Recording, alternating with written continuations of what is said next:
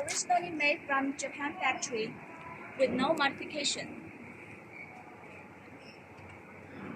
It is really durable and have good maintenance. Rear view camera. It is safe for you to operate in this machine. And then let's go to the bucket. The bucket is 1.88 earth-moving cubic meters. And then you can see the machine is truly a mining machine. It has the mining tools. You can see the tracks.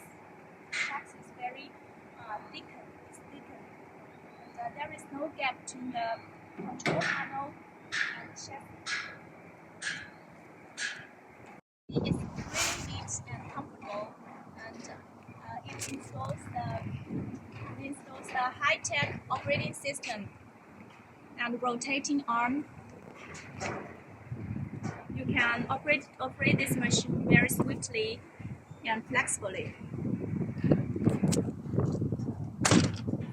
And guys, if you are interested in our excavators, just feel free to call me.